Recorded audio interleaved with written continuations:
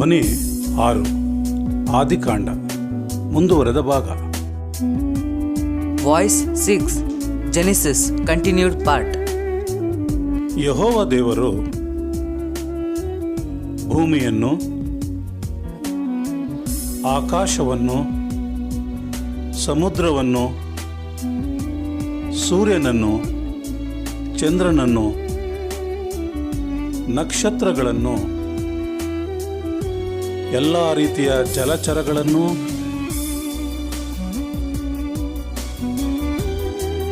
ಪಶು ಪಕ್ಷಿ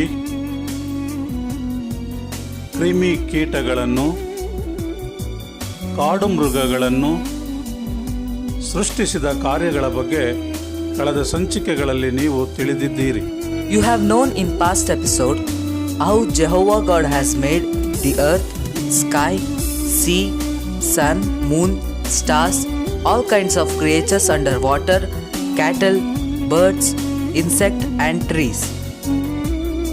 ಈ ಎಲ್ಲ ಕಾರ್ಯಗಳ ನಂತರ ದೇವರು ತನ್ನ ಸ್ವರೂಪದಲ್ಲಿ ತನ್ನ ಹೋಲಿಕೆಗೆ ಸರಿಯಾಗಿ ಮನುಷ್ಯನನ್ನು ಉಂಟು ಮಾಡೋಣ ಎಂದು ನೆಲದ ಮಣ್ಣಿನಿಂದ ಮನುಷ್ಯನನ್ನು ರೂಪಿಸಲು ನಿರ್ಧರಿಸುತ್ತಾರೆ.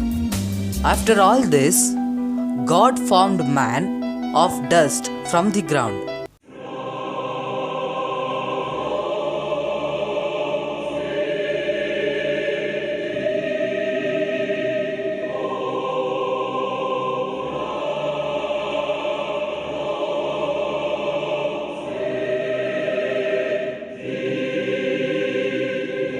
ಅವನ ಮೂಗಿನಲ್ಲಿ ಜೀವಶ್ವಾಸವನ್ನು ಊದಿದರು. God breathed into his nostrils the breath of life. ಆಗ ಮನುಷ್ಯನು ಬದುಕುವ ಪ್ರಾಣಿಯಾದನು. Then man became a living soul.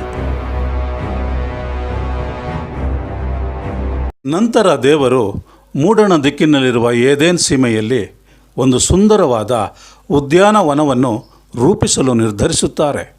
And the Lord God decided to plant a garden eastward in Eden.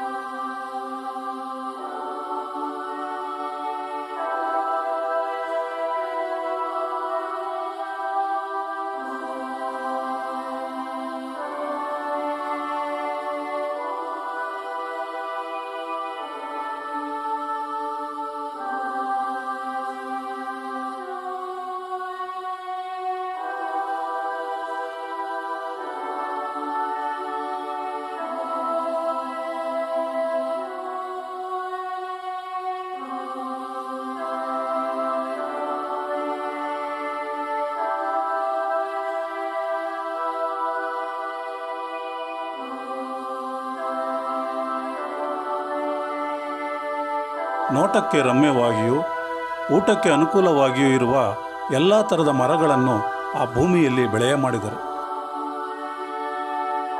And out of the ground made the Lord God to grow every tree that is pleasant to the sight and good for food. God also planted tree of life.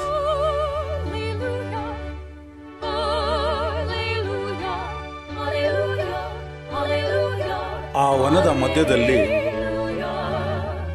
ಜೀವದಾಯಕ ವೃಕ್ಷವನ್ನು ಬೆಳೆಸಿದರು. ನಂತರ ಒಳ್ಳೆಯದರ ಕೆಟ್ಟದರ ಅರುಹನ್ನು ಹುಟ್ಟಿಸುವ ವೃಕ್ಷವನ್ನು ಬೆಳೆಸಿದರು. And God planted tree of knowledge of good and evil.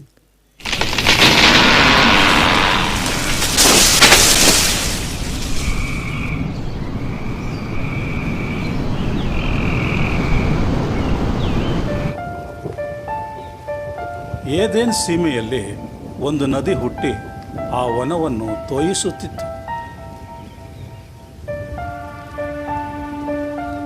ಮುಂದೆ ಅದು Pishon, Gihon, ಹಿದ್ಕೆಲ್, Euphrates ನದಿಯಾಗಿ 4 ಶಾಖೆಗಳಾಗಿ ಹರಿದು ಹೋಗುತ್ತಿತ್ತು. A river went out from Eden to water the garden.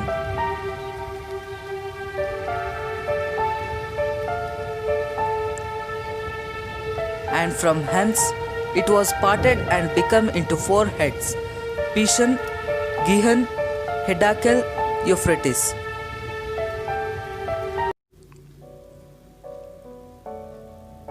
ಯೆಹೋವ ದೇವರು ತಾನು ಸೃಷ್ಟಿಸಿದ ಮನುಷ್ಯನನ್ನು ಕರೆದುಕೊಂಡು ಹೋಗಿ ಏದೇನ್ ತೋಟವನ್ನು ವ್ಯವಸಾಯ ಮಾಡುವುದಕ್ಕೂ ಆ ವನವನ್ನು ಕಾಯುವುದಕ್ಕೂ ಅದರಲ್ಲಿ ಇಟ್ಟನು.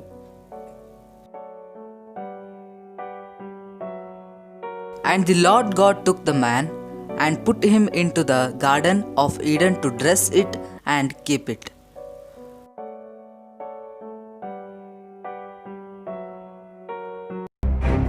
ಅಷ್ಟು ಮಾತ್ರವಲ್ಲದೆ ದೇವರು ಆ ಮನುಷ್ಯನಿಗೆ, ನೀನು ಈ ತೋಟದಲ್ಲಿರುವ ಎಲ್ಲ ಮರಗಳ ಹಣ್ಣುಗಳನ್ನು ಯಥೇಚ್ಛವಾಗಿ ತಿನ್ನಬಹುದು, ಆದರೆ ಒಳ್ಳೆಯದರ ಕೆಟ್ಟದರ ಅರುಹನ್ನು ಹುಟ್ಟಿಸುವ ಮರದ ಹಣ್ಣನ್ನು ಮಾತ್ರ ತಿನ್ನಬಾರದು, ತಿಂದ ದಿನ ಸತ್ತೇ ಹೋಗುವಿ ಎಂದು ಎಚ್ಚರಿಕೆ ನೀಡಿದರು. And the Lord commanded the man, saying, Of every tree of the garden thou mayest freely eat, but of the tree of the knowledge of good and evil thou shalt not eat of it, for in the day that thou eatest thereof thou shalt surely die. ಈ ದಿನದ ವಾಗ್ದಾನ: ನಾನು ಅವರಿಗೆ ಶ್ರೇಷ್ಠವಾದ ಗೋಧಿಯನ್ನು ಊಟಕ್ಕೆ ಕೊಟ್ಟು ಬಂಡೆಯೊಳಗಿನ ಜೇನಿನಿಂದ ತೃಪ್ತಿಪಡಿಸುವೆನು. ಕೀರ್ತನೆ 81:16. Promise of the day: He should have fed them also with wheat and with honey out of the rock, should I have satisfied thee. Psalms 81:16. ಇಂದಿನ ಸಂಚಿಕೆಯ ಪ್ರಶ್ನೆಗೆ ಉತ್ತರ: ನೋಹನು. ಆದಿಕಾಂಡ 9:20. Answer for the question asked in previous episode is Noah, Genesis 9:20. ಸರಿಯಾದ ಉತ್ತರ ಕಳುಹಿಸಿದವರು Shrimati Rebecca Anil Kumar, Bengaluru; Shrimati Paranjyothi, Kolar; Shrimati Margaret Premakumari, Tumakuru; Shrimati Rashmi Christopher, Bengaluru; Shrimati Maria Shalini, Bengaluru. ಈ ದಿನದ ಪ್ರಶ್ನೆ: ವಾದ್ಯಗಳ ಸ್ವರವನ್ನು ಕೇಳಿದಾಗ ಯೆಹೋವನ ಬಲವು ಯಾವ ಪ್ರವಾದಿಗೆ ಬರುತ್ತಿತ್ತು? Question of the day: Which prophet was strengthened by Jehovah when he heard the tune?